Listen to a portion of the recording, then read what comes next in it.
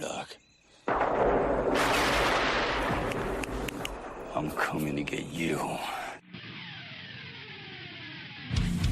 Remember, Sally, when I promised to kill you last? I lied.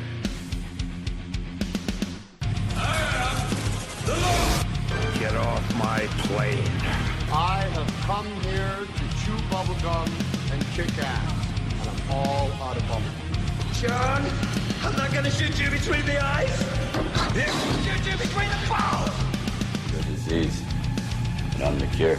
I'm gonna take you to the bank, Senator Trent. There can be only one. Dead or alive, you are coming with me. Yippee-ki-yay. I'm going to kill them all, sir. Whoa, hey guys, knock, knock. Who's there? Who's there? Who's there? Eric Estrada. Eric is. Eric Estrada from Chips. Yeah. How about that? Yeah. Come on, it's got a good punchline. I knew someone Chipper. was doing that joke tonight. I just right out already the knew. gate. This feels really weird. I gotta be the host for the action side. This has never happened before. Nope. How you feeling, Nate? You got this. You got this. I have been just uncomfortable with talking here recently, and then I've gotta like Words control are hard stuff for and keep Nate. us in line. It's weird. Yeah, but Yeah. it's your fault.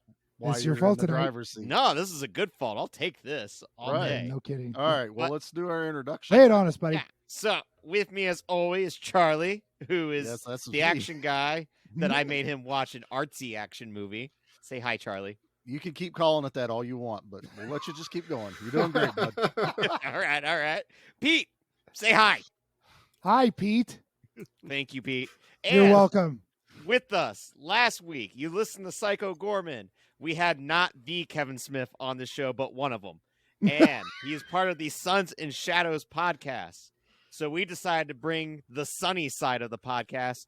Jeff is with us. Say hello, Jeff. Hello, Jeff. And I am definitely the sunny side of that duo. He tends to be a bit wild. As he told me, I think he talked to you for over a couple of hours. And I'm like, wow, okay. You talked and nobody else did. Okay, I see how this works. He was a good He had guest. some good We liked him. singers. He did. Yeah, he's did. pretty good with Yeah. that. He He's did pretty say sharp. that he was the Shadows, so it made sense. I was like, all right, at least I Oh, finally the got dark, this the cleared dark up. side of the podcast. Huh? Yeah. Okay. So we're So, covering Jeff, I have- Mandy tonight, gentlemen. Oh. Yeah. On your month Yeah. of neon, Bubba. On the month of neon for a very pink and purple and bluey Red movie. and blue. Yeah, lots of pink. Yep. Yes, A lot of colors. definitely.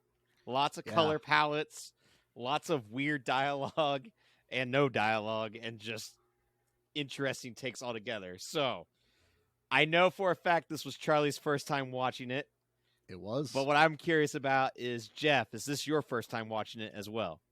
It is. I've had this in the collection for a while. I Oh. got like that fancy steel book that I was Yeah, able to same. I bust got that open Yeah. for it. beautiful thing. And I couldn't resist. Now I finally had an excuse to watch it. It's been forever in my backlog. I mean, if I ever show off my movie room, you'll be like, "Shit, Jeff, you got a few movies." Mhm. But yep, I watched this for the very first time. I've heard about it for years though, and I've always had a Shudder subscription, but I just never got around to it. Well, the Blu-ray is 10 times better than Shudder because just like Oh, with yeah. Psycho Gorman, I'm going to complain that Shudder's, capping out at 720p is the dumbest thing Mhm. ever for a paid service. And then Agreed. to send me an email saying, "Hey, we're going to raise your price as well." I'm like, "You bastards. I know Mhm. you're part of AMC. I know you got that Walking Dead money." That's how they're funding Walking Dead. right. Yeah. Oh. It's your fault, Nate. Way to go, bud. You're welcome. So, Pete, Yeah. regale us with one of your first viewing of Mandy. I saw this. I want to say like the year, like as soon as it came out on DVD, I rented it from either Netflix or I don't know. I might have gotten it from the library. I wasn't prepared for Mandy, and if I could just sum up what Mandy is, it is it's a threesome. If Fear and Loathing in Las Vegas, Old Boy, and Color Out of Space had a threesome and a beautiful bastard child, that would be Mandy. It's got the colors, it's got the violence, and it's got the weird. all wrapped into one beautiful little sandwich that I just can't get enough of eating. It's delightful. Nice. Now, before I get into Charlie's and Jeff's answer on this, because I'm getting looks and I feel uncomfortable. No looks. You're doing fine. This is a movie. Listening. Yeah, this is a movie that I got to experience in theaters. I just knew it was Nic Cage. It looked trippy. So I went in without watching the trailer, and I actually found my review from 2018. You wrote this review? Huh? Yeah. That I had said really quick on Facebook. It was, if you were to take a metal album cover, give it a story, you would get the film Mandy. It was a heavy metal, acid trip, blood-soaked Nicolas Cage rampage. And I feel pretty spot on. That is still how I feel about it. One of the big reasons, I have not seen this movie since seeing it in theaters. And I think one of the cool things is sometimes we will watch a movie and we love it. But for me personally, sometimes I'm scared to revisit it because was it just the high of being excited to go see it? Was it just, you're seeing it through a biased lens for the first time? I mean, I bought that first G.I. Joe movie because I really wanted to believe it was a good movie when I saw it in theaters. No, it was good. I'll buy it. And that was a lie. I was lying to myself. You were lying to yourself. Is that the Stephen Sommers one, or is that the original one from '86? The Stephen Sommers one. Okay. The mech suits. It's not good. Just making clear that you got the bad one. Yep, you have so many regrets in life, Nate. Yep, that's $10 I'm not getting back. No, that was $9 too much for that movie. Yeah. But I've always been a little nervous, even after I've owned it and just haven't watched that Blu-ray, because I was I don't know if this would ever live up to that theater experience, how that sound system, the way these colors, the blood, everything. I was I don't know if it ever will. I will say the first half was way better in theaters than it is at home. It's a little bit of a drag at home. The colors and the sound definitely are, when you're in an all dark theater and you can't look at your phone and stuff like that, it really engrosses you into that world, where this time around it does it. But it didn't bother me. I already knew what I was getting myself into. And I got to see Pete a couple days before watching it, and I'd let him know. I was well, one thing's for sure, I remember most of the movie. So, that's how I knew the movie made an impact on me, is, even as I was watching it, I was yep, I definitely remember 90% of this. I didn't even have it, in the wrong order. So, before I get to Charlie and Jeff, maybe we should play the trailer real quick. Yeah, because I was going to say, we're already talking about the movie, you haven't done trailer yet. So, let's hit trailer. We'll come right back.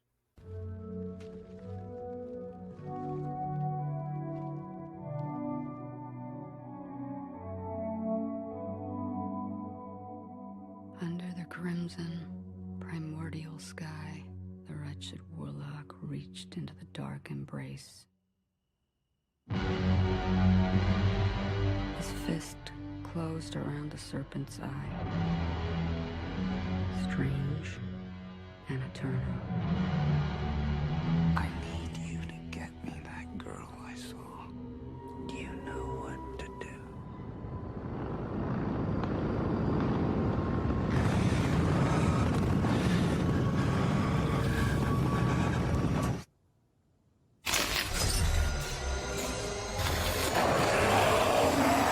You're a special one, Mandy. I, too, am a special one. Let us be so very special together.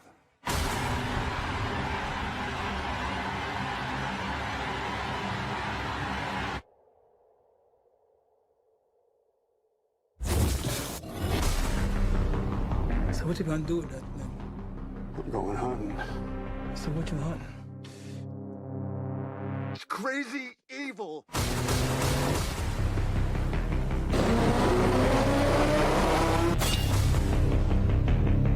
You think you're so in love? I'll show you love. Oh man, what's wrong with you?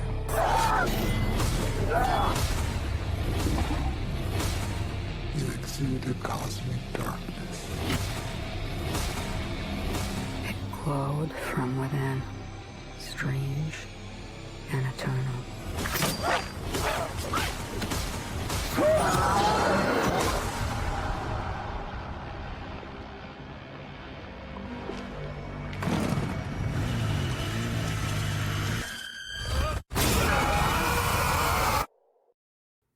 Now I'm turning it over to you, Charlie.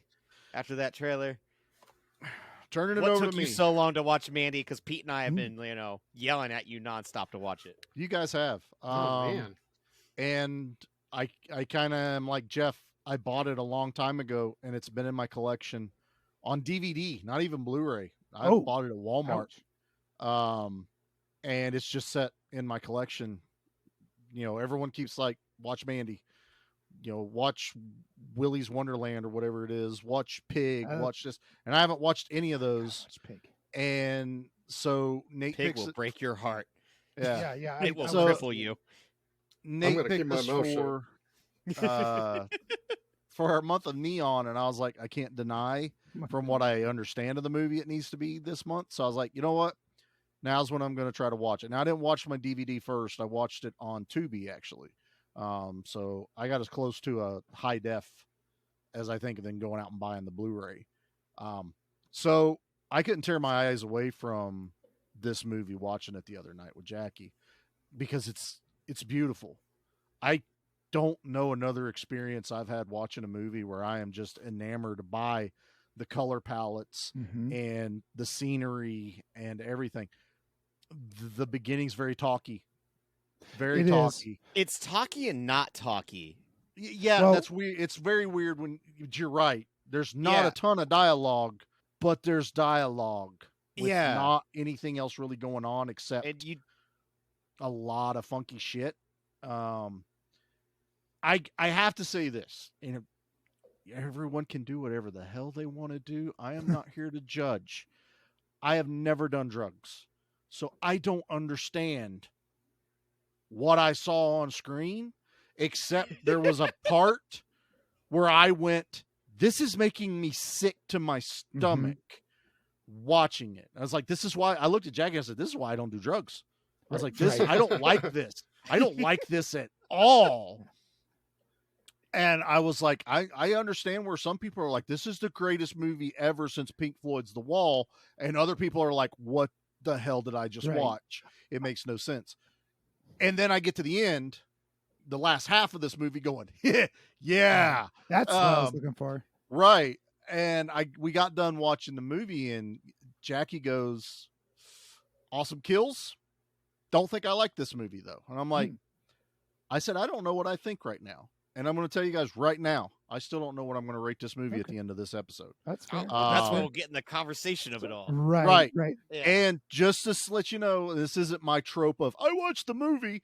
I really actually did watch it a second time today. Oh, nice. To really try to, see if I missed anything, soak it in.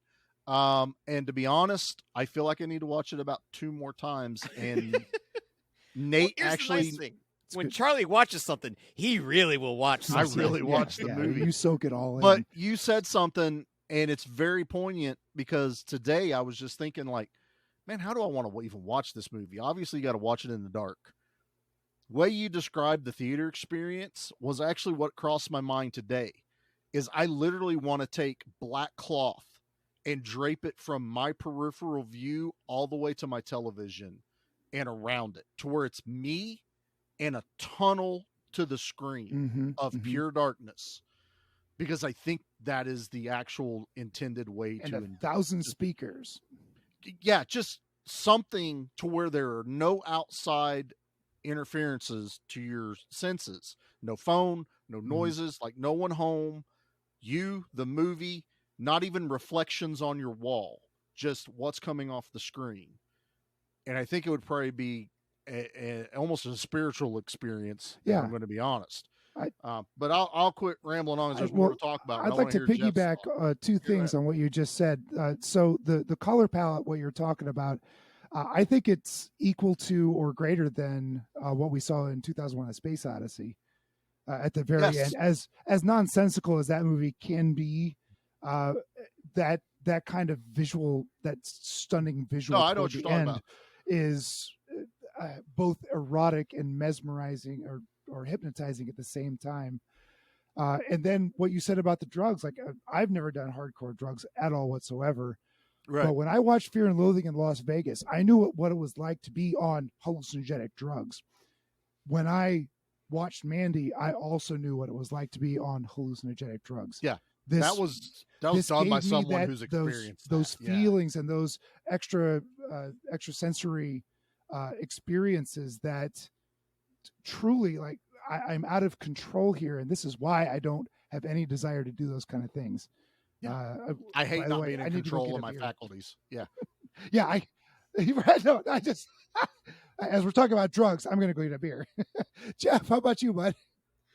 Well, this was definitely an ordeal for me. I mean, I sat down. I actually shut off all the lights in my room. I do have a theater setup of sorts in here. No subwoofer hooked up. I'm still working on it since we moved here a year ago. But with the lights off, with just one little light on, just so I could see where the cats and the dog are, and I don't trip over them if I have to get up. The surround sound on this is great. And like you guys described earlier, like Nate did, like it's like a heavy metal album come to life. And at one point I was thinking, like, this is almost like a Bob Ross painting if he was on acid. Like, it's so beautiful with all the scenery and the colors. It's a little jarring at the beginning because it feels like we're starting off watching like House of a Thousand Corpses. Take, for instance, like it starts off like a normal drama. Hey, this is eventually going to be some horror movie. And then once you hit the halfway point, it goes from what you thought it was going to be, and it goes completely crazy. And it just continues the descent down madness, and how it really gets very visual, even more visual at that point, where you're starting to even wonder, like, what's reality, what's not reality. Like when his motorbike gets stuck, it looks like he's in a hellscape out of like something from Brutal Legend, a video game from like years ago. Mm-hmm. Oh yeah, and Brutal Legend. It just keeps going, and the violence is great. I love the crescendo, like how it starts off as one thing and ends a completely different thing, and just it's completely stunning. Where I fall on a rating scale, I guess we'll get to that point too, but I will say I did like the movie. Nice. It was not an unpleasant experience. It was just, I never really knew what this movie was, other than being told it's like a drug trip. Well, the extent of my drugs is a little 420, and it's been a very long time. Right. Outside of that, it's like, sure, I like my booze, but by the time I'm drinking booze, I'm asleep before anything like this happens. Yeah, you give me like 3 beers, and I'm just like, I'm nappy, fellas, anymore. I had that thought today because I was like, I can't be like this, I never touched anything wrong. I drink alcohol, but I can't drink alcohol. Yeah, I've never had LSD or acid before, so I don't know. Right. I'm guessing the scene that tripped you up, Charlie, was the drug scene with the cult leader. Oh, and how everything that wasn't the one. No, it was that. It was 100% that one. Yeah, because that scene is so intoxicating to watch that. Yeah, whatever they did, however they pulled that off, is like, yeah, I feel woozy. Yes, it literally affected me. Jackie asked, she goes, "Should we be wearing 3D glasses because it's in that red and blue?" Oh yeah. And I was like, felt like that. I don't know if we should, honestly, but she was like, that's how it felt to her.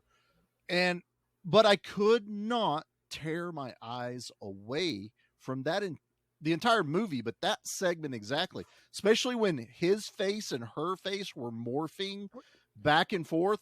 And believe me, coming off of the month of action where I put Nate's face literally on everything, I understand how that felt. And I was like, wow, this is really trippy now. I've seen Nate's face now everywhere. I might have to do that picture now whenever this episode comes out. You say that, and it makes me think of Slow-Mo in the Dread remake with Carl Urban. Exactly that. This movie, circumvented everything I was expecting whatsoever. When I started thinking I understood where this movie was going, left field. Yep. I do have some small critiques about it, which is where I'm struggling with where I am in this movie. I'm real curious what Because those are. I don't need to know mean, right now. I'm if just you guys, really well, I have no problem like, jumping I right into think it. no, I got no. Yeah, like I think this is probably one of the most polarizing movies we've covered on the show. I think 'Cause so. this is a movie that people either love or absolutely Okay, so I've hate. never looked at any reviews or anything because I adore this film. Yeah, like and I don't when give I a rat's recommended ass what to one of anybody my else friends says. that I thought for sure was going to love it, and like when he left the theater, he's like, "That movie was absolutely garbage. I don't understand." But what was it? What was it that he didn't like? Well, I think it's how slow that beginning is. It is. But, like, it's so interesting too of how it doesn't like you see their relationship, but it's nothing like crazy. It's a normal. They have dinner together. I disagree. I think this is a stunningly deep love the two of them have for each other that is amplified by some sort of past tragedy that is never that's never addressed. I definitely feel like they both come from tragic backgrounds. What I meant was because no one goes that crazy. Yeah, it's not that having some cliche tragedy in the past. Hollywood. You No. know, they had a meet cute. It's like, nah, he's a lumberjack. She's some sort of artist. Their Mhm. paths have crossed. And she works at a gas station or something to make Yeah, ends like meet. he clearly has some sort of history because I mean, Bill Duke and him have a rapport. Mhm. Yeah, that was and- great. Oh love yeah, Bill Duke. Oh, such man. a great. I'm like, I'm seeing Predator references immediately at that point. That's exactly what I said. I put that in our Yep. chat. I'm like, oh shit, it's the guy from Predator. There was two names that popped up other than Nic Cage. It was Bill Duke and Richard Brake. When I saw those two names come up, I was like, yes. And then I got mad because I was like, where is Richard Where the Brake? hell are they? Where is everyone I just saw? This was Jackie Where's during Waldo? the Yeah, right. Rosario Dawson thing where she's like, where's Rosario Dawson in this movie? And I was like, wait, she'll She's get here gotta show eventually. up. Just wait, she'll be there. I But, assure like, you. We know that Red definitely has like a blacksmith history. Like he has a dark past. We Yeah. just don't fully know what it is. We know Mandy's got this scar. Whatever happened to her? Maybe she comes from like a domestic abuse situation and then finds the softy that is Red, who appears Right. hard on the outside. Because she has the scar when they do the flashback of them meeting, which Yes. I feel Yes, is at the very very end. important. Yep. Yep. Because that means he had nothing to do with that. And you're right. Mhm. I think that leads to there was some past type of trauma that she and either he both have dealt with, and they are true literal soulmates, which I think is one of the main keys of this movie. Yeah. Is they're truly soulmates 'Cause on when- that level. I did not expect her to go the way she did in this No. movie. Like I said, it circumvents everything I was expecting. I was fully expecting them to kidnap her, which they Right. do. But Mhm. then I realized they're at their house. Wait a minute. They didn't leave. They're at, Nic Cage's house and that. And then they kill her because she laughed at you, which I love. Yeah. That whole. It's so good. It's such a good scene. Oh my God. I read that the guy that plays Julian Sands originally said, I am not doing nudity. And Cosmatos was like, you know what? It's not that important. We can kind of imply the cult leader thing and we can eliminate it.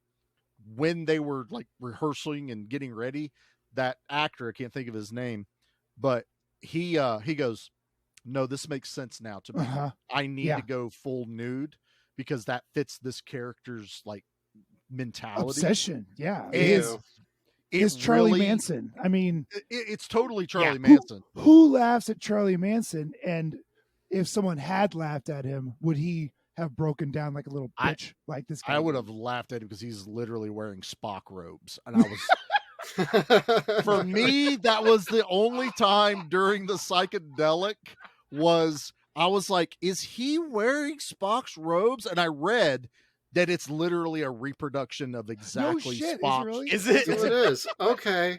This movie is supposed to happen in 1982. 80 And Yeah, that's okay. when that movie came Oh, out. that And he's makes wearing the sense. robes. it's a And I was just, I'm a Trekkie, man. I've research watched that Spock, stuff. yeah. And he's wearing that. But I got over that real fast. And the fact that when she laughs at him, so then I'm like, oh, he's going to sacrifice her, or she's going to have some kind of like tie to whatever this guy is worshiping, that's why there was this connection.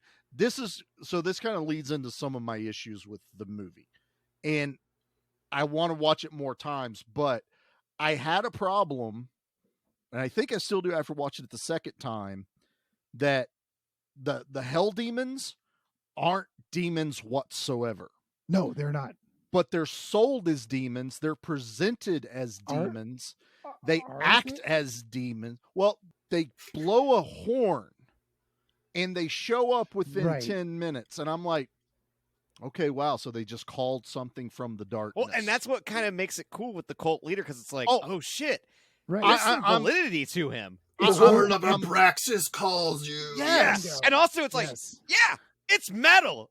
So yeah, no, I am totally in with the S&M looking dudes. They look like demons. They look like Cenobites. They're 9 Inch Nails. No. They're Cenobikers.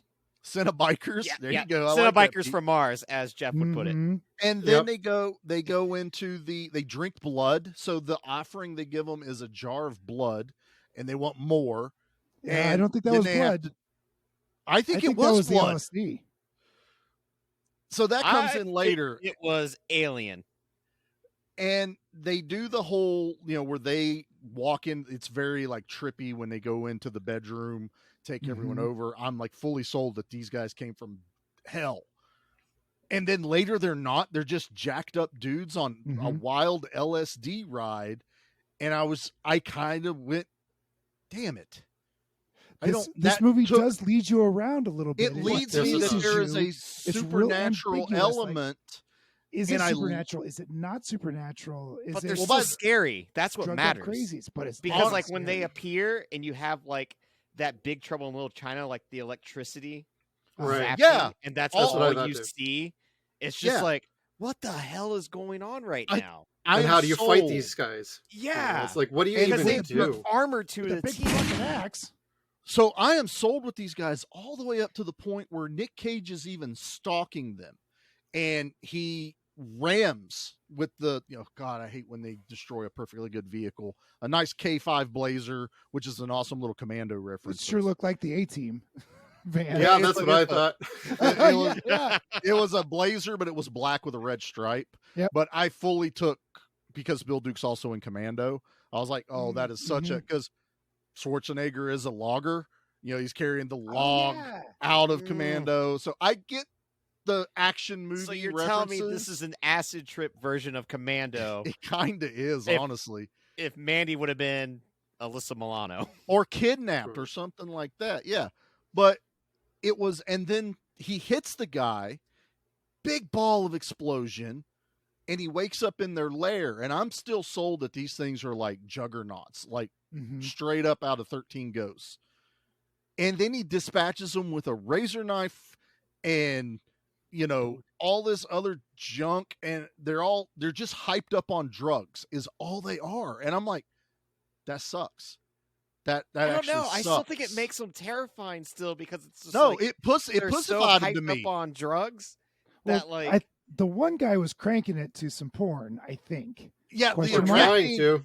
Yeah, he was doing this thing from 7 where he made that a reality. Right. Or was it from 8mm, whichever one?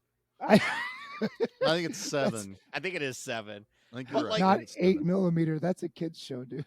Isn't it? No. The Nic Cage 8mm about snuff. Yeah. films. I caught that reference. Okay. Yeah. Ooh, Like, excuse me. Sorry. Good movie too. Theater? Yeah, I didn't realize the snuff film was for children, Pete. That's so weird. What am I With thinking? the Is it cock Spielberg? knife. Pete's on a list. This is definitely an 80s movie at that point. Pete's on a list. Pete's on a list. Abort. I've been on lists for all my life.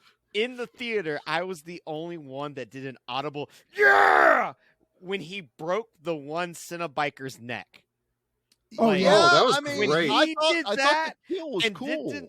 then did the line of coke. It was like, oh my god, Oh, yes, I am Off of a fully shard amped of glass. up. Yeah. Yeah, That's when I cheered this movie, and I'm like, okay, now you Yeah. got me.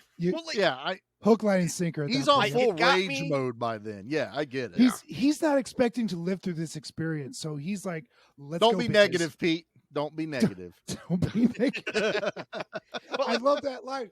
There's just a little bit of humor in this, and that one made me laugh out Yeah, loud that because I one was wasn't good. prepared for it. I think I just got it in my head that there was some like this dude really done a deal with the devil, but he thinks it's his god, and he can call upon these hellspawn. And I fully had that in my head, and then it gets to the end where they're like, no, they're just druggies. And I literally, after he fought the last one at the fire pit and cut its head off, which was cool because he lights a cigarette off the dude's head. I love that. That was but baddest ass metal. move. Totally metal, yes. But I'm sitting there going, well, now they're gone. I'm like, what the heck, man? And to be fair, that's kind of like the cool crescendo that I think I was a little more upset with. They should have been like, he should have took out like all the underlings of the cult, then had to face the big bads, and then the leader. That's my mentality when I get to like the end. That would have of been more movies. traditional. But way to me, do even it. It's traditional, Bill right? Let you know, like, these guys are got a bad batch of acid, wasn't it? Yeah. Well, they got a bad batch of LSD, which Yeah. I think is what Nic Cage actually sticks his finger in. Yes, And- that Yeah, the jar blue had stuff. LSD. Jar when stuff, his yeah. face melts. Yeah, In my yeah. head, that was Raiders of the Lost Alien Ark, Drink. Yeah. Yeah, Mhm. so I got that that's what he did right there, and I was like, okay, I get that. So now he's really on rage. I have a couple other small issues, but they can wait as we get a little bit further into the movie. But to me, And I know like, that kind of launches us forward a lot here Yeah, too. So. But like, we experienced this horrific death of Mandy, of her being burned alive, seeing so that body insane. shake. Like, It's it is insane. so damn powerful because of how it's shot, you know? And Yeah. then just And they're the forcing him expression to watch on it. Nic Cage's face, like, this to me is some of like the finest acting Nic Cage has ever Agreed. done. Agreed. This is when he reminds everybody, I can act, remember? Yeah, Yes. yeah, like Like, definitely. ignore Sorcerer's Apprentice and all my other kiddie comedy things and all my crap movies for the last 10 years. Okay, I'm back. Yeah, it's like he Right. could turn it on and turn it off. It's so weird, which might make him the most brilliant actor ever. His And it meltdown works. in the bathroom is Yes. Oh god. genius. That's what I was going to bring up. Yeah. That was Yeah. amazing. I'm like, oh, this is prime Nic Cage right here. Get- You know what? I'll let Jeff walk us through this then. Yes, please. Yeah, go for it, Jeff. Hit it. Okay, so when he hits the, ultimately after the burning of his wife and he goes inside, the first thing he does is he's looking at the macaroni and cheese commercial on the TV. And Yep. well, I like the build because he's completely in shock. He has Completely, no right. concept of yes, he reacted at the moment, but when he finally goes inside after freeing himself from the barbed wire crucifix, he's watching the TV. He then goes to the bathroom. goes to He goes bed. for the booze. He goes to Well, bed first. well, he actually. goes Yeah, he goes to bed and he first. wakes up. Yeah. Once he wakes up, then he Because goes he to has the. that first dream, that first heavy metal Right. cartoon dream. That was very jarring, to say the least. Yeah, They hadn't oh. done that up to that point, and I'm like, wait, is this That- heavy metal or what am I watching? that caught Totally me had off heavy guard metal. too. I Mhm. was like, because I love heavy metal. I love that Mhm. that movie. But I was watching it going, whoa, we're really doing it, aren't we? Mhm. And then it stops and he goes back into life. I was like, I see what's going on now. I just like So to think that's how Nic Cage dreams in general. I took Probably. what I Yeah. took that as is there's a point earlier in the movie where she's like, "Are you awake?" And he's like, "Yeah, I had a bad dream. I can't remember it." I feel like that's the dreams he's Oh. having of seeing that.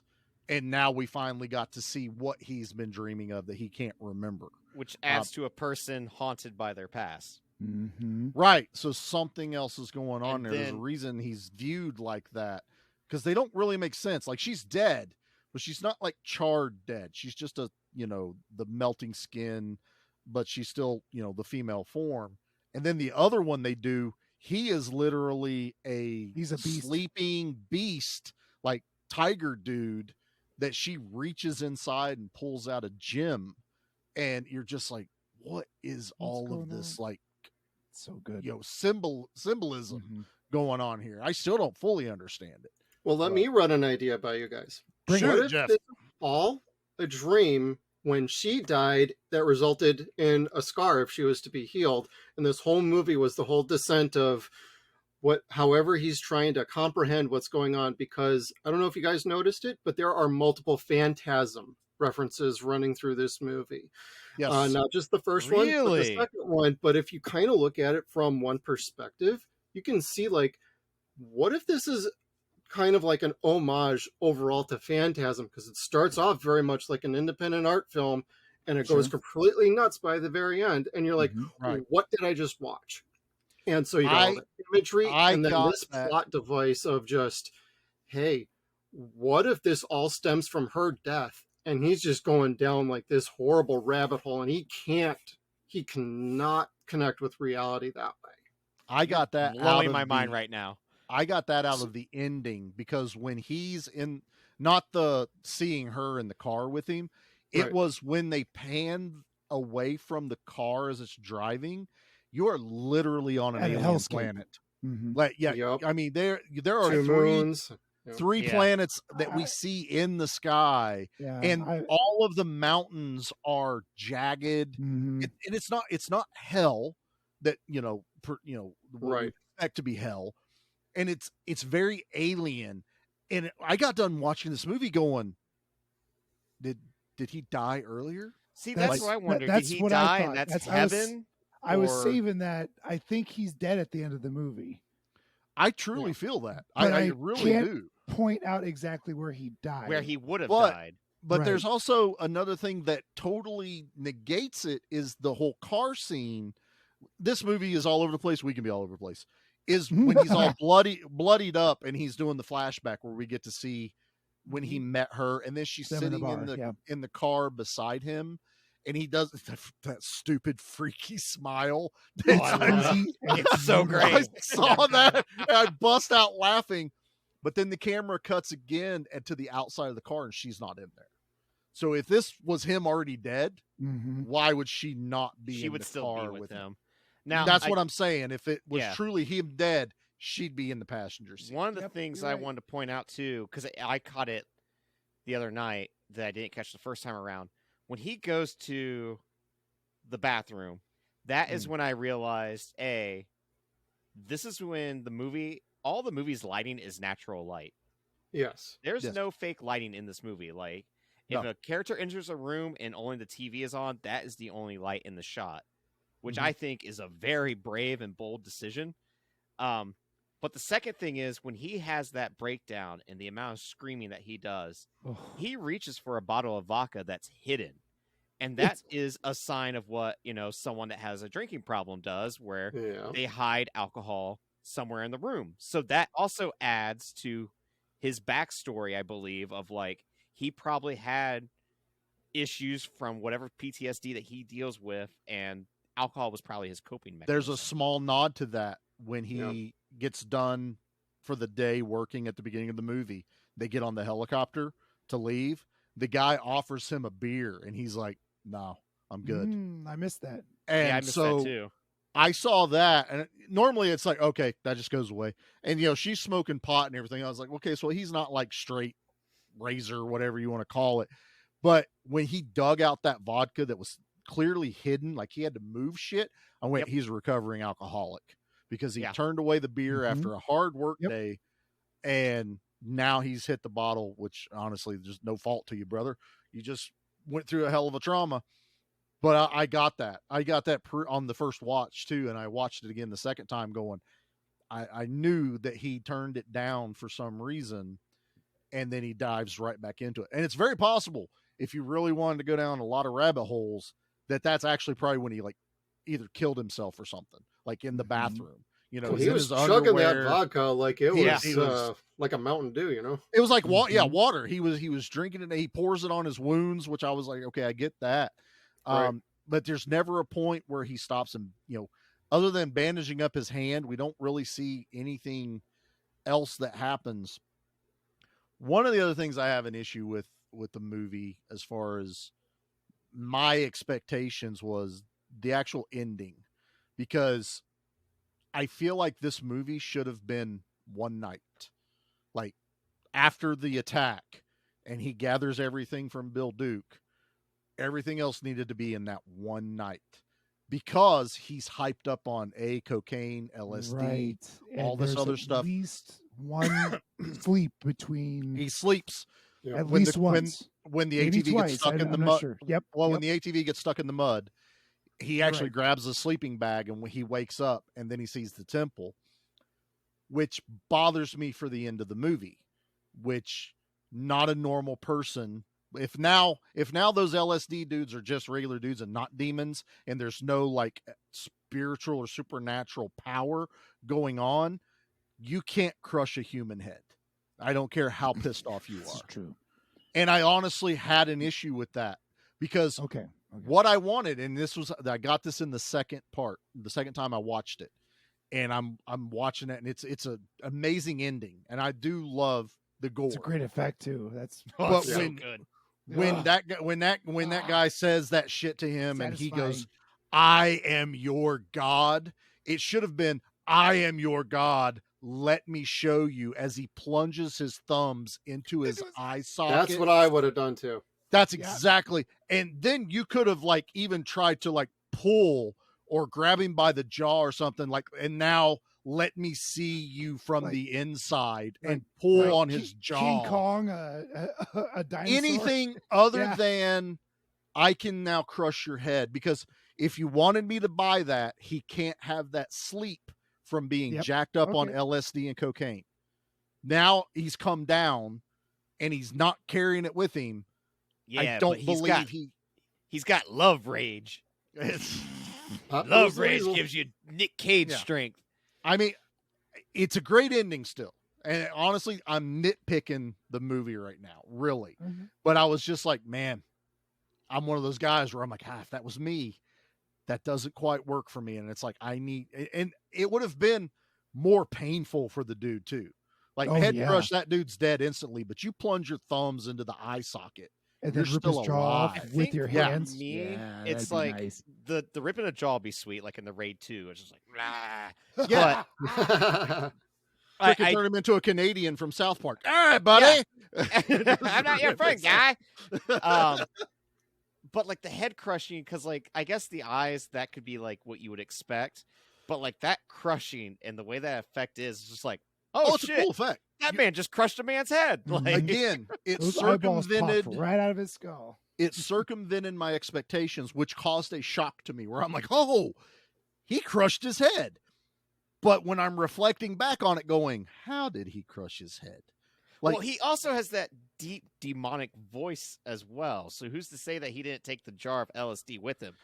which is possible, but still, even And hyped up maybe- on LSD, I don't think you're going to at this crush a time human head. he is dead. He might be dead at this Yeah, time. We And just that's don't know where it. I started on that, because then that we Mhm. see, like, Yeah. that's a hell of a. Where is this place too? Because it seems like they're all only like 5 Everything miles feels from like each other. a fairy tale. You Mhm. know, That like, too. This Yes. whole world feels so weird. As But he's like, driving through the you buy forest in into that it. tiny lane, and there's nothing but trees on the side. It's one hypnotizing. It's like- road. It's like Star Wars in the Death Star run. But then the demon bikers, I feel like that was in an urban setting almost. Like it was like they Oh. were in like an apartment or something. I, now it I could thought have they were in a been- large trailer park or something. That's what it Well, seemed he like goes. to me too. That's what I Yeah. thought. He throws the one down a Yeah, it flight was of steps. really weird. Yeah, there was that like a whole- long That whole apartment didn't make any sense. Much Right. much like The Shining, it didn't make. because he any led sense on pipes how- that where guy, things were. and they He fought. does Now pipe 'em. it could have been like a factory, which I'll give him a little bit. Maybe there is Oh. a mill or a factory there that Oh, they're in. okay. But they walk through the place and it's an apartment. There's a kitchen, there's a bathroom, there's all this stuff going on, and I'm just like, where are It we? just kind of adds to the mystery, but also like maybe we're seeing like a drug fuel, retelling. Of it, Right. I guess. I'm sure what we're perceiving is, we shouldn't be Ambiguity trying to. of Yeah, what we the hell shouldn't is be really trying to going on. draw lines. Mhm. It's like The Chemist, which I finally got Richard Brake in the movie. Thank God. There you go. When he popped up, I was like, yeah. He didn't have to turn around because we see him from the back, and I He went, was so "It's Richard Brake!" And Jackie's God, like, yeah, he was "What?" so I was like, good, "I've been man. waiting for this dude." Like seriously, this guy is one of my favorite like secondary actors. I want to see him do a whole movie on his own. He's creepy as all get out. He looks like a villain. Mhm, I've loved mhm. him since I saw him in like Doom with The Rock, early on. loved him on all that. And then he shows up, and my God, this guy is an amazing character. Like, he's on drugs, but he's talking to, Nic Cage. He's listening to him talk without paper in acid with bare hands. Oh yeah, and then he licks I don't his know fingers. a lot about making drugs, but I don't think that's a good idea. He licks his fingers. Well, if you watch all those like movies from the 80s, like they always got their boobies out when they're making cocaine. You're not wrong. I mean, so maybe it's like totally fine to do that. You never seen those movies? There's they always have the girls in the drug lab and they're not wearing tops, so they can't hide. That's so they can't hide or steal any of the drugs, right? Yeah. Oh, I just thought it was like something they do in Scarface. No, dude, it's so they can't steal from them. Nah, I just figure it's because they're like boobies and it's the 80s and cocaine. And I'll say this, and actually, to be fair, they do it to the guys, but differently. A lot of movies, when they're counting money, those guys are usually sitting there in their boxers and tank tops. They're not wearing their clothes, so they can't slide money in their pockets as they walk out. Well, you got so your if you prison watch pocket. some of those, you don't want to put stuff in your prison pocket. Don't put stuff. Don't put stuff in your prison pocket. Okay, you know what? Maybe All on right. that note, we should probably go to commercial real I quick. think prison pocket to a commercial is a great segue. Well timed. Good job, host Nate. Is a commercial for like prison pocket pony? Well, I was thinking about hot pockets, but I'm definitely not doing that now. Hot prison pocket, huh? G.I. Joe will return after these messages. Is this thing on? Oh, hey, I'm Jeff. And I'm Kev. We're the hosts of Sons and Shadows, a podcast of two regular guys talking about our favorite canceled TV shows and movies. We're all about having a good time, remembering these shows, and exploding your mind. Come over and check out Sons and Shadows on all podcatchers or directly at sonsandshadows.com. Because we're filthy and fine. Who ate all the macaroni and cheese? Look, Cheddar Goblin! Cheddar Goblin, did you eat all the macaroni and cheese? Nothing's better than cheddar. Cheddar Goblin. Cheddar Goblin! Cheddar Goblin! Cheddar Goblin!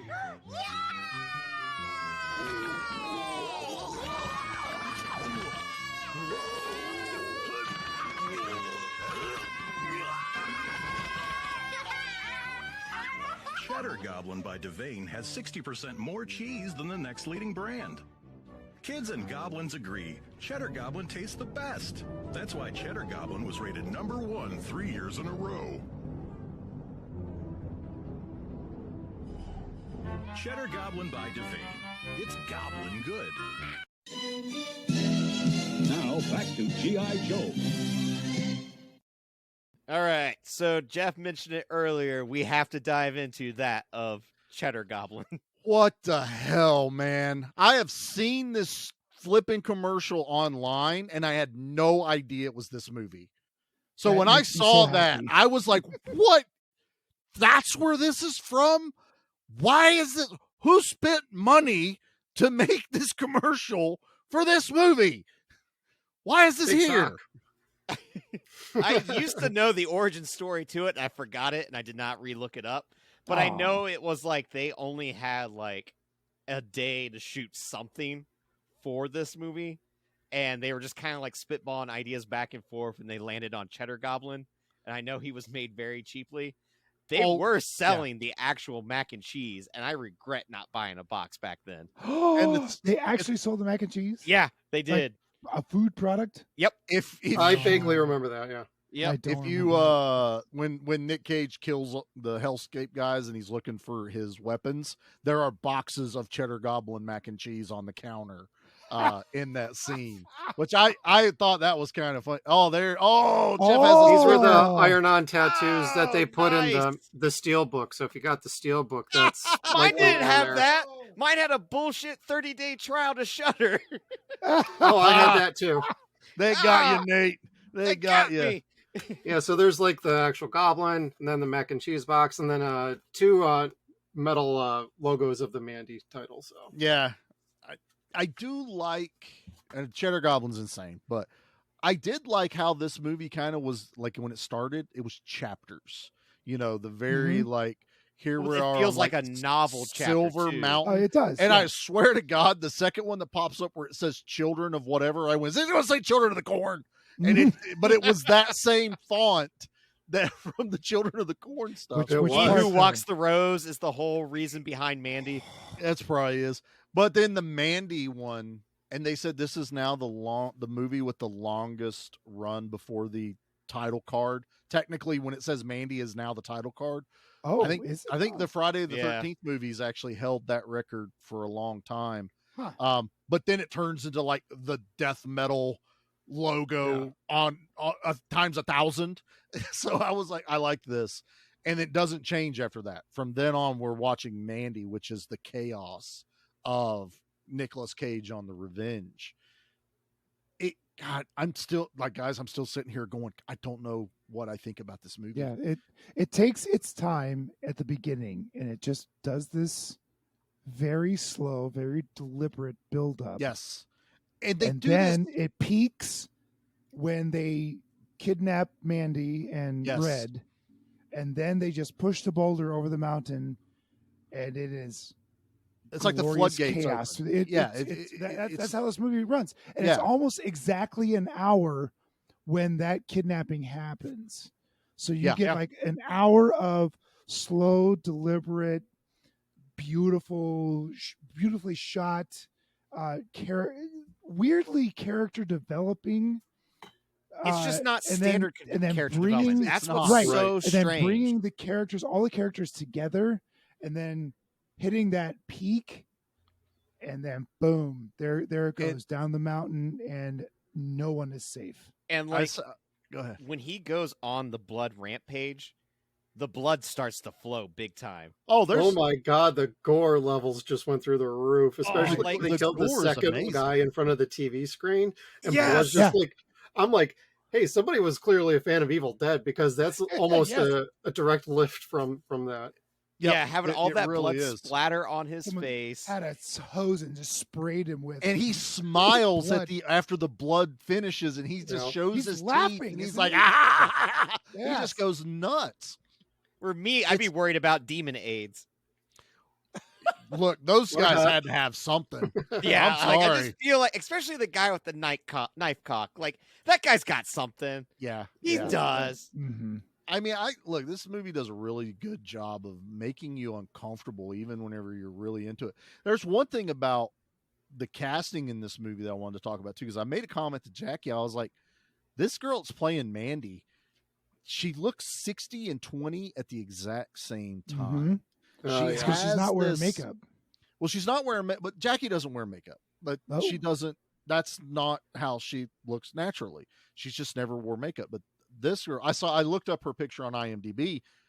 You gotta it had to tell me that was her. I'm like, no, it definitely doesn't look like. But I'm watching, and I'm not saying that she doesn't look good. No, she looks good. But she looks good. She's got a beautiful hippie vibe to her. But world weary, very world weary though. But it's what very she much does, an 80s look. Very much so. You're right. That nails it. It's an 80s hippie look, because the 80s was all about the Aquanet and the but makeup. she's like in a Motley Crue shirt, so she's definitely a little right. bit So on she's not a valley girl. Yeah, she is the precursor to Seattle grunge.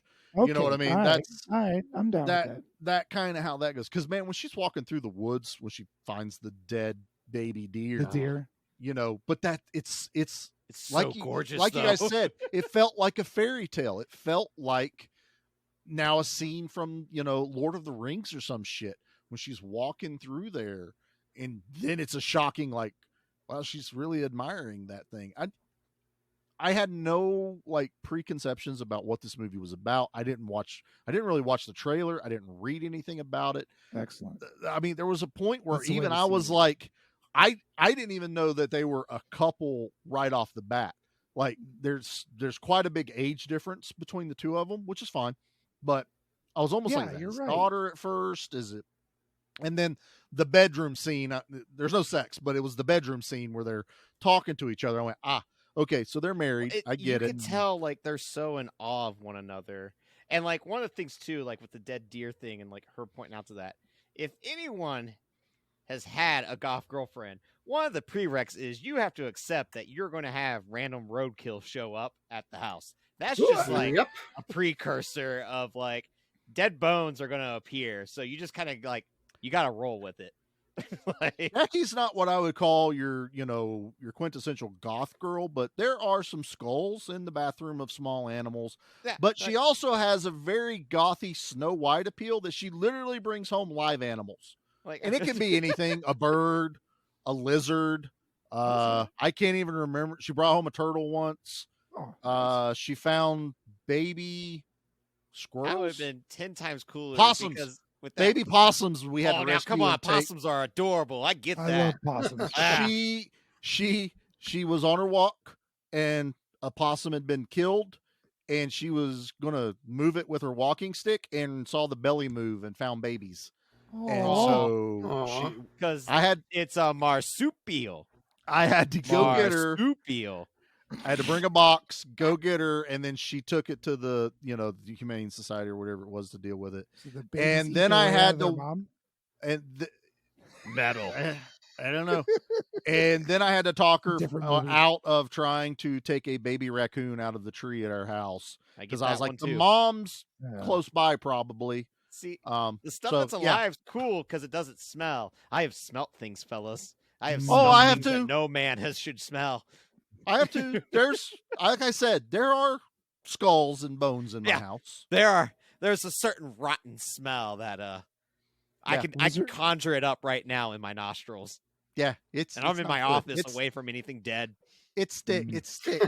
It's very sticky. No, yeah, we have that around here too, but she's more goth Snow White. That's how I'll label. Goth White. Goth White. Goth White. Yes, thank you. But with Red's rant page, when it happens, like I feel like there is not a moment where you're like, oh, maybe let that person go. Like it's nope. This is He does though. He lets one girl go. He lets that one girl go who is just as guilty as every other son of a bitch. Lucy. In that Lucy, yes. Yeah. He lets her go. And he I don't. He lets two people go, you guys. Does he let two people go? Oh, he lets the chemist go. He doesn't kill the chemist. He doesn't kill the chemist. Because the chemist chemist didn't. He wasn't on the body count list, and he wasn't going to be killed. He was there for strictly informational purposes. So he had no reason to kill him anyway. He even though he's literally the chemist, but Nic Cage didn't put it together that that's the guy who made the drugs that gave Mandy that caused all the hallucination. Otherwise, he would have killed it. But the chemist this is a very almost like D&D campaign too, honestly, where now he's now the one who gives him the path that he needs to follow, the mystic even.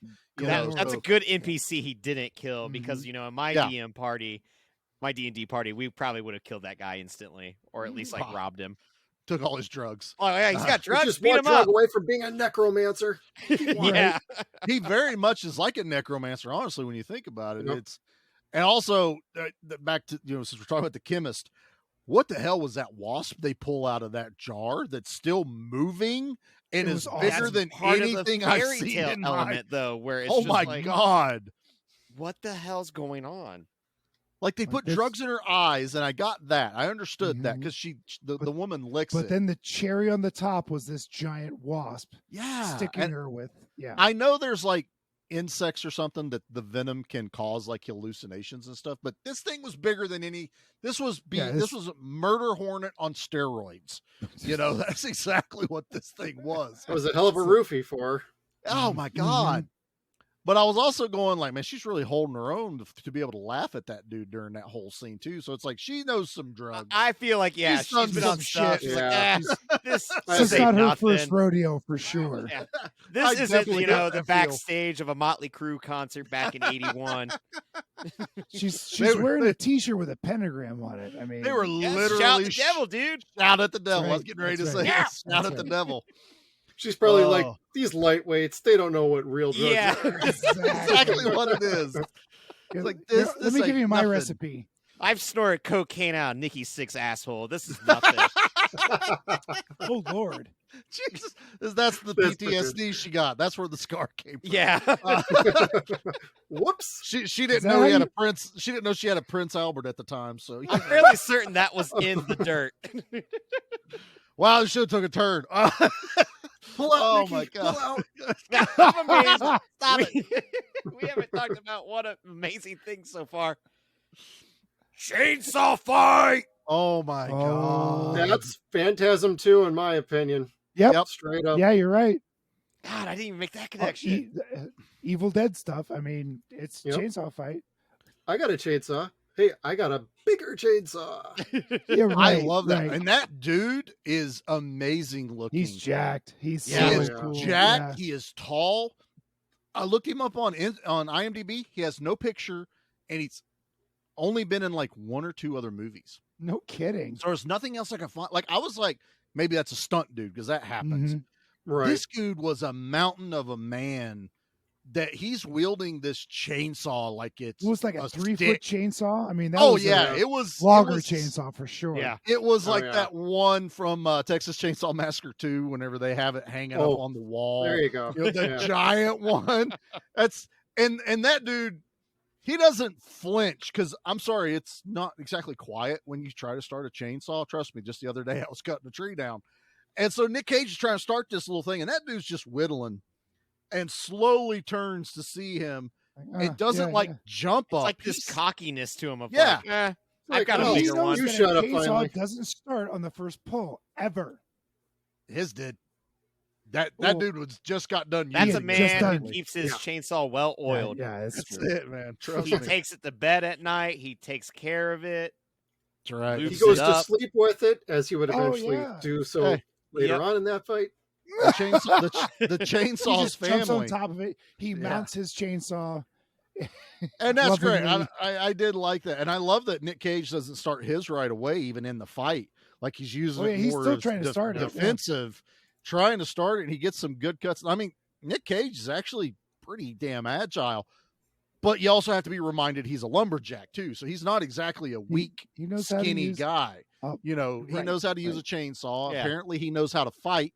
You know, he does forge an axe, which, okay, maybe that's not exactly how you make an axe if you're really trying to forge no, one. not at all. But it looks really, really cool. Yeah, but if for you a saw that movie. axe coming at you, you'd be like, all right, I messed up. It You're was like, an bye. accident. Right. I That didn't know he was also- going to burn her alive, dude. I'm sorry. That also kind of leads me to where I'm like, really, what is the time? The timeline. Timeline here, because he polished that damn thing. You know how long it takes to polish that entire piece of metal He to was a on a mirror love finish? rampage.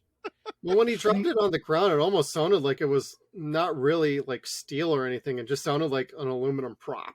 Yeah, Probably there are, was. Somebody needed to go back and redo the sound for that. Now, you particular scene. can buy the beast as well.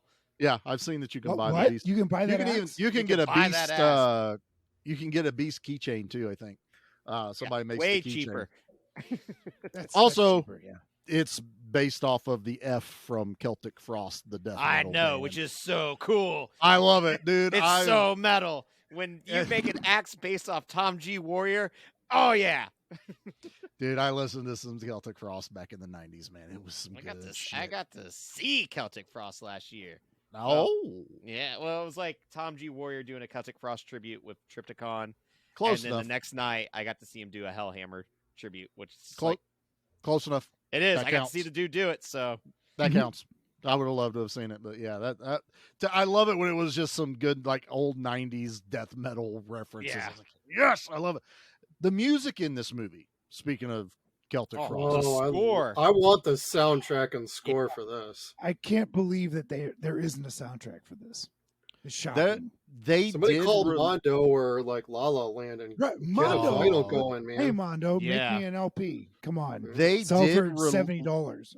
They released the Jeremiah Sands song. He plays her during the psychedelic part, and it got to like number 2 on Spotify or something. Like people were literally I believe it downloading that. because like God, The you second scored time I this? listened to it, I was actually digging on that song a little bit. I was like, Yeah. shit, okay, this thing actually is really good. No, not my flavor of music. It was Do you like the composed Carpenters, well. Charlie? Yeah, not really. We got Shadow Mount in 1983 label. Never really got into that stuff. Again, man, not a druggie. For me, I thought they were actually going to play the Carpenters. That's what I thought. Yeah. When it started, Carpenter, man. Well, I can dig that. For not listening to the Carpenters for a minute, I was like, "That's the Carpenters, right?" And then it says he says his name in the song, Jeremiah Sand. I was That's like, when it clicked for me. I'm like, I don't know this song. I was like, this is.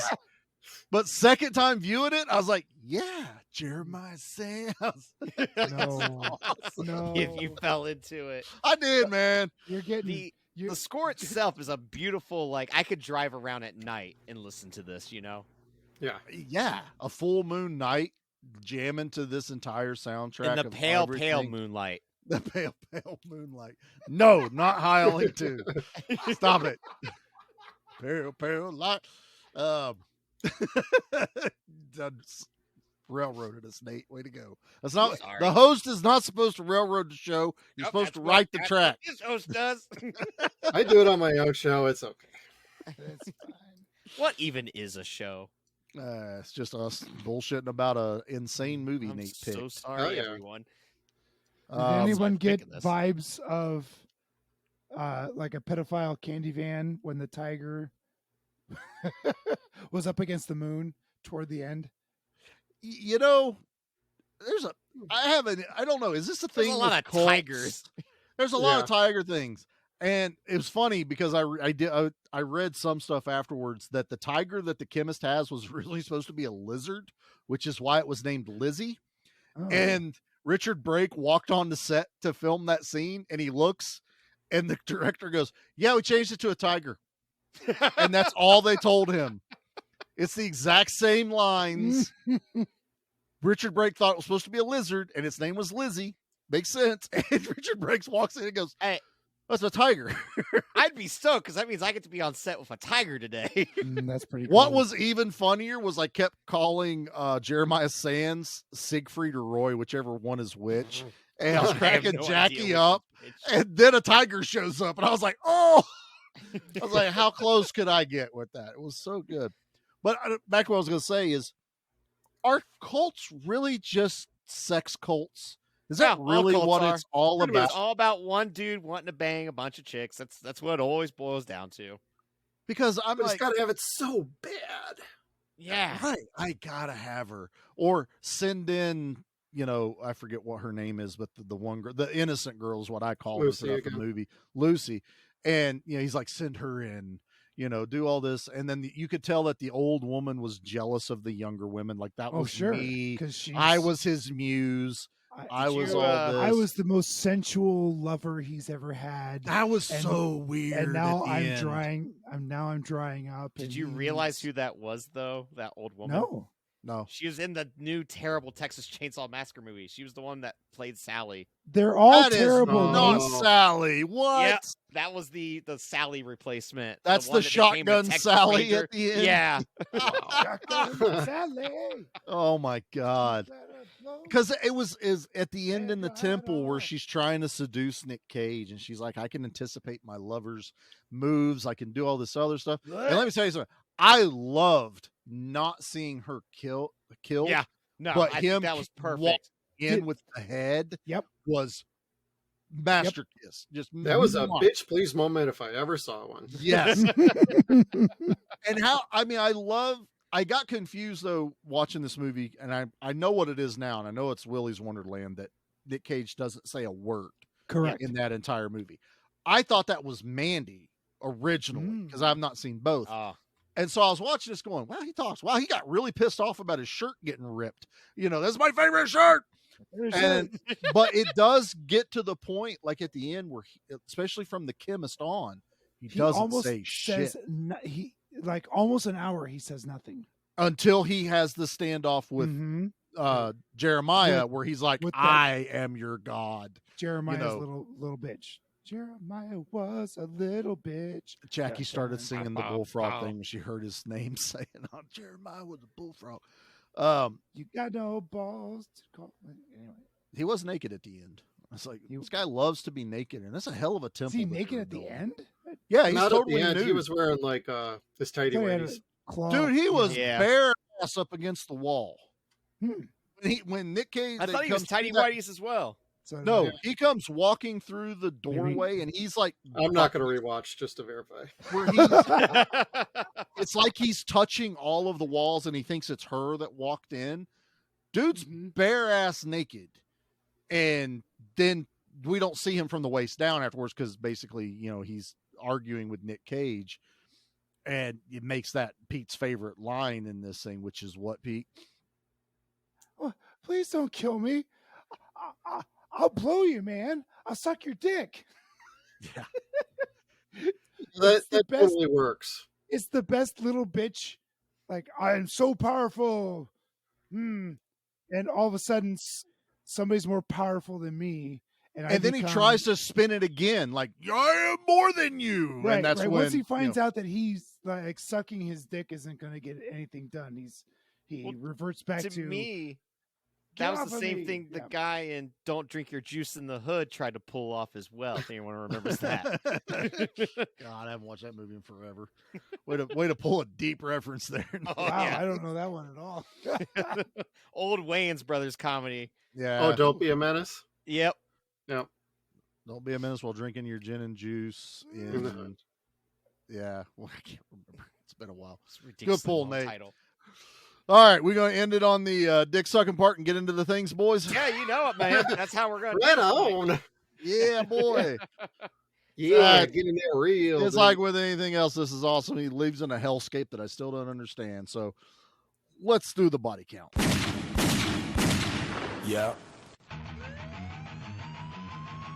Leave anything for us? Just bodies. Body count. Body count. Body count. Body count. There's a lot of blood. A lot of blood. But the body count's 13. Nice. That's more than I would have thought. Well, okay, so all the set of bikes. There's 4 bikers. There Gotta is count Mandy. Got Mandy, all of the cultists. The couple that the Hell's bikers were in. Did those add up? the 2. I think that's what's counted. Okay, because they were in someone else's home, which is also weird. Why would another couple be living in a mill? I don't know, but anyway, there's 13. Mm-hmm. Okay. So yeah, I mean, not small, especially for somewhat of a low budget movie. Minimal cast. I think it definitely like surpasses your expectations on that, because I remember even being in theater like, what if this like doesn't pan out like I want it to? Just that nervousness of like, oh no. But then once it ramps up and he's like, he's using the beast to cut off heads and stuff, it's like, yep, no, I'm getting what I wanted out of this. Absolutely. Yep. So, you forget about little things like the fat pig, they called him, the blonde curly haired dude. Yeah, definitely. Oh, And right. the biker grabs him by the head in the window, and he just pulls him into the darkness. Which again, Charlie's sitting there going, "Yeah, these demons are badass," and then they're not demons. It pisses me off. But Well, they that's sound actually like demons. foreshadowed because basically Jeremiah says, "And take the fat one too for a sacrifice." So Well, yeah. Just a So the seal first deal time or I something. watched it, I didn't catch him saying that. So when they Yeah. took the guy, I went, ah. When I watched it the second time, where they're literally like making fun of that kid, I was like, okay, because he doesn't fit any of the, personalities that are there. And, you're basically like he is sacrificial. So one of let's these talk about is not like the other. exactly. It's like, wow, this dude's got weird taste in people. So let's talk about our favorite kill. Have you ever killed anyone? Yeah, but they were all bad. I love that line. So good. All right, who wants to go first? Not He's Pete. shaking his head no. Pete's like, no, I gotta remember Hey, I forgot about this I gotta part, remember damn it. how people died in this movie. Jeff, you're the guest. Would you like to go first? I like probably. I'm gonna go with the Mandy kill, honestly, Ooh, because that's dark. it's way more torturous, and that's the moment in the film that it hits the heartstrings too, crushes your heart, and visually it's also very impressive. And as the body bag or the sleeping bag starts to disintegrate, you see the lips and the teeth, and later on you just see the ash on the ground, and it's just that's the one that like sticks to my head. But I also, one of my favorite kills is him just lopping off heads. So whenever he was lopping off heads was just dandy by me. Probably when he did the final battle with the last biker mice from Mars guy by the car, just yanked and the head came off, and then lit the cigarette, and we were on our way. Yeah, that was a baller move right there. I did enjoy that. So, Pete, do you have yours yet? Oh, sure. All right, Pete. I want to say it's the last, like the head crushing, but one of the most satisfying is when he shoves the butt end of the beast into Sand's mouth. Is that? Oh God, that's not. Oh, and he does it kind of slowly. Yeah, and it's so satisfying. Like, you are such a prick. I mean, the guy's trying to talk too. Like he's talking shit the whole time. I will be at the side of the whatever savior and blah blah blah. Well, that guy certainly liked to talk, so he had to deep throat that bad boy. Oh, he absolutely did. And he choked on his own blood. Yep. And it's just the amount of blood that starts to spew out of his mouth as it goes further in. It's real good. And the real look painful. on Cage's face as he's doing it too, which is amazing. Loving it. That's mine. Good one. Well, Charlie, what's yours? The one I cheered the most for was the tweaker kid like cleaning the car, and the beast comes flying out through the air and stabs him in the top of the head. Oh, it's and so good. I was like, yes. And then I got done going, man, why didn't they like have him sneak up behind him and like swing it down and pin his head to the car? But then at the end of the movie, I realized, he needs to drive the car away. So they didn't want to do that much damage to the vehicle. Still drive a car away with a head attack. I'm trying not to change. That would have been every dope kill. See, again, I kept going, I would have done this, and I think it would have been more badass. Because you could have left it on there like a hood ornament from Death Proof and just had that kid's head on there. The beast is super heavy, so the fact that he probably overhead tossed it. It was straight up into that guy's head. Arms, totally 2 arms. He has played the lumberjack games, with the caber tosses and chopping logs. He 2-hand over the head into the back, and it was the pointed end of the axe hit the kid in the head. Boom. Done. And I was like, that one for me, that one got the goosebumps up when I watched at the fair, and then that's how he won a plush cheddar goblin to take home to Mandy. This was what, preparation for Pig, I'm assuming then? Yeah, because that Pig was right after this. Yep. All right, Nate, what's yours, Bubba? You're up, Nate. Well, it's the one that made me cheer in the theater. It's the one that made me cheer last night. It's when he breaks that neck. And the look on his face of victory, it's simple, but is really that the one where he almost orgasms? Yeah. Like he might as well make the O face. Yeah. And then does a line of coke. It might as well be straight from a Johnny Cash song. It really should. Yeah, kind of. I just orgasmed and did a line of coke. That caught me off guard. The biggest thing, I saw that he drinks the vodka, and I was like, okay, he's recovering alcoholic. But man, when he snorts that shard of glass of cocaine, and he walks, he also does the really good imitation of it as he walks into the kitchen, and you hear. And I'm like, somebody's really good at method acting. That's a person with experience. Right. Nic Cage might know a thing or two, and that might explain why he's bought like dinosaur eggs and pyramids or whatever the hell. Sold all of his comic books. Superman number 1. Long hair. Number Superman. 1 Elvis fans, so you might as well marry his daughter, then get divorced in 2 months. What a life. In that moment, he was our Superman. That's right. So awesome. That's really good. Well, all right, now we gotta get into the Allions. What are we gonna rate this bad boy? I don't know.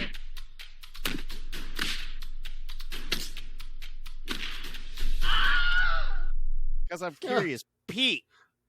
What are you giving this? This is a solid recommend. This came out in a time when a lot of the folk horror was out, and I think this kind of skirts that folk horror action sort of thing. This movie is almost undefinable as far as a genre, but I adore it so much because there's so much good violence in it, and there's so much satisfying revenge. So it's a solid 8.5. Please go watch this movie. Nice. All right. You know what, Charlie? I'm gonna have you go next. What?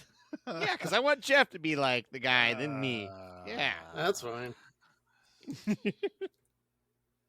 Plus, it's fun just to look. You go, all right. I've watched this movie twice. I've now discussed it with my buddies, and I still have no idea what I want to rate. That's literally what I'm sitting here going, because I get why you picked this movie. I get kind of why it's in the action slot, which it's fine. You know, we were being a little loose with the rules this month anyway. Plus, we just had a whole month of action, so I'm not overly upset. It's a beautiful movie. I truly could not tear my eyes away from it. Second viewing, obviously I wasn't watching it at night, which again, I totally recommend if you watch this, it has to be like pitch black dark. Oh, yeah. So I'm really only watching it the second time to just make sure I haven't missed anything, to make sure I kind of understand the plot as it went through. Not that I'm trying to actually, you know, decipher all of the rabbit holes. I think safely I'm going to rate this at 7.5. Upon more viewings, that may go up. It won't ever go down from there. Yeah, it's still higher than I expected, because there was a part of me that went, oh, Charlie's going to absolutely hate this movie. But then, like, as I was rewatching it, I was like, oh, wait, no, there's a lot of good here that if he hates this, there's enough to latch on to. Yeah, I was like, when the beast hit that guy in the head, I went, if Charlie hates this, then there's something broken. This is one of those things, like, I'm not afraid of a dialogue driven movie, which obviously, you know, we just did the Grindhouse movies with Tarantino, very dialogue driven and death proof. And I was also kind of reminded watching this movie of how you guys described watching Steel Dawn. And then I watched this going, yeah, there's not a lot happening. There's not a lot happening. Oh, there was something. Not a lot happening. Not a lot happening. But I'm so engrossed in the world building in this movie, I was excusing a lot of the time it took. It's a 2-hour long movie also. Like, yeah. I saw that. Long, yeah, it's weirdly long. But I don't really hold that against it. So I feel like I'm being really generous at 7.5. Maybe if I did drugs, it would be a 9. But yeah, I'm going to stick with 7.5 Allions.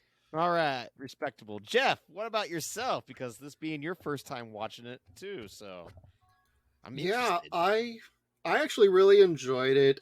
I'll get to my score in just a moment, but the only a couple of things I would say is I love like the homages. It's a beautiful film. You just have to understand going in, it starts off like an independent art house film and it ends up in a very different place. If you walk in blind, you're going to feel like, when is this movie starting?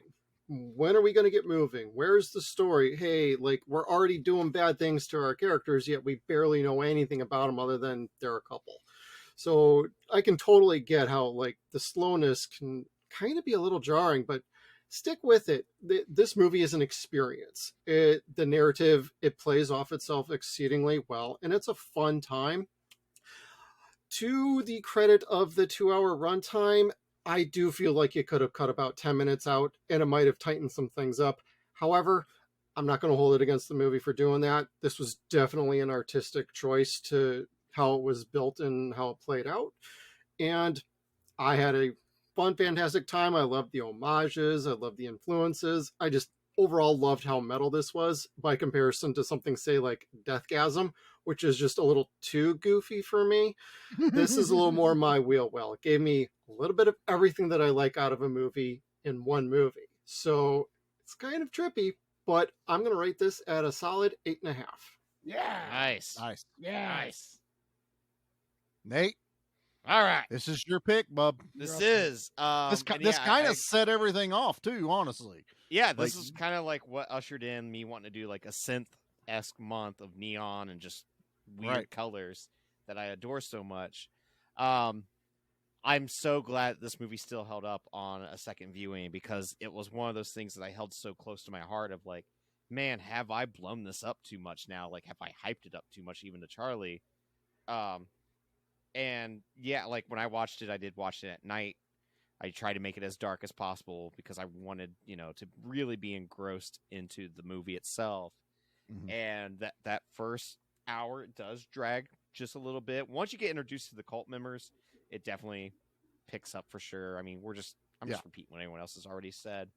But it's a total 9 for me. Like, this is like, as much as I love Pig for a totally different reason with Nic Cage, like, this movie is a ride and a half. That final shot of him walking away from the burning church, and how loud and how vibrant it is, and it's just so badass at the same time. Like, Panos, I don't know how to pronounce his last name. Cosmatos. His dad's the one that directed Tombstone, so the money that he got in the inheritance from that is what paid for Mandy, basically. That's in my canon. Yeah. But I want to see him do other stuff. Like, I know he's only got one other movie, and I haven't watched it. I did almost watch it last night, and it's just like, I think because it doesn't have Nic Cage in it, I'm like, oh, like, what if it's not as good as Mandy? Because I have a feeling it's not going to have an axe getting thrown into people's heads or chainsaw fights. Right. But yeah, like, I really adore this movie, guys, to the point where, like, I even got my little red guy. Oh, yeah, you got red. Vinyl red. That's awesome. So, yeah, that's it. I'm glad everyone really liked this movie, though. That's relief when I pick a movie. Yeah, right. Good choice. No, totally good. So, Nate, you want to do your trash review, bub? Yep. You know it. We got to do a trash review. I don't want this to happen. I'm the trash man. I come out, I throw trash all over the ring, and then I start eating garbage. And then I pick up the trash can and I smash the guy on the head. Oh, that's going to be a disaster. All right. This comes from JDub1056 back in 2019, who gave it 1 out of 10 and said, easily one of the worst movies I've ever seen. Don't waste your time with this, turkey. It's terrible. Just terrible. The common theme among positive reviews seems to be it had a chainsaw fight written in all caps, or it had lots of colors. Neither of these statements are indicative of a movie's quality, only the amount of pot smoked by the reviewer. I was totally sober. I just really like colors and chainsaw fights. So, suck it, nerd. What was that? Was that your addendum to the review? Yeah, that was mine. Like, that was just my I was trying to figure out where the other one ended and Nate's begun. Yeah. Because Nate did say he reviewed this way back in on Facebook. I'm like, this is just getting real meta all of a sudden here. No, suck it, nerd.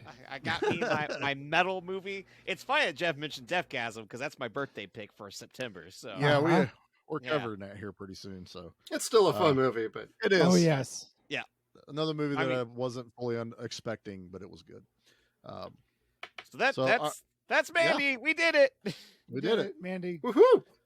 We are now halfway through our month of neon, so we have 2 more selections to go. We are doing Neon Maniacs, which is a cold watch for all 3 of us. That should be interesting. I enjoy that one. And it is a true 80s movie, and we picked it for the obvious reason. It's called Neon Maniacs, and there's a lot of wild colors we saw. And then we round out the month with Turbo Kid, which obviously there's no doubt that that's an action movie and why it's in this pick. And it's one that while Nate curated this, it was one of those where I'm like, we should put Turbo Kid. He's like, Turbo Kid was going to happen regardless. And, yeah. And then one of the cool things is like having Kevin on the show last week for Psycho Gorman.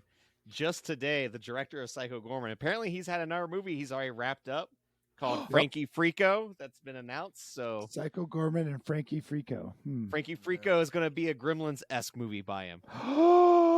But the The tiny cinematic little universe continues. Yep, and the Oh. tiny little monsters are going to be party animals. So I am fully on board for this. I'll I check wonder that if we get a version Damn of Jack right. Frost too, Nate. That'd Right. be awesome. Jack Frost. That episode was a lot of fun with Kevin. This has been a blast with Jeff. Jeff, would you please enlighten us about Sons and Shadows and Imp it. everything that you guys do? Yeah, we do a canceled podcast show. What we talk about is largely canceled television shows from like any previous era. We like to talk about like say Briscoe County Jr. Briscoe to County. Ash versus Evil Dead. Max So- Headroom. Yep, Max Headroom. That's one of our actually most popular episodes. So definitely check that out. We have a YouTube channel where we do like movie reviews. They're long form. So if you're looking for 15, 20 minutes, that ain't us. You're in the wrong place. We start off like that, but we eventually were like, this feels way too abbreviated. We're not really getting a chance to talk. So we ended up moving on to full movie reviews, and we have a great time. And maybe we'll have you guys on at some point for some of them. Yeah, you guys just Yeah. had a banger of a month on there as well. Starship yeah. Troopers, Demolition Mhm. Man. Like Absolutely some great movies. when that announcement Great was made of that whole month line, I was like, "Oh, these are all awesome." Mhm. Yeah, we feel like we're really Mhm. hitting our stride, and we got some great movies. And like, hell, our Terminator episode is over 8,000 views, and it's like, what? It's fantastic.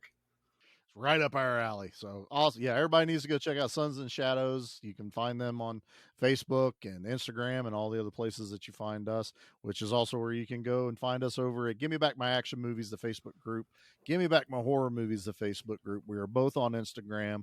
We are on TikTok, X now, Whatever. Threads. Twix. I really feel like now we're just making shit up as we go at this point. That's really it's going to change all again on next X week, now. which is Gotcha. why I always say we're on Bliblam and Blah Blue and all the other social Please media pass places. the blue blogs. Yeah, pass the blue blogs. Rate us 5 blarks. It's the best way to go. So yeah, we are everywhere. That cracked beat up on that one. Wubba lubba dub dub. Wubba lubba dub dub. So yeah, good times. Everybody go check us out. I guess I get to do the thing, don't I, Nate? Yeah, you do. Oh yeah, Nate, you want to get us out of here with a good word, bub?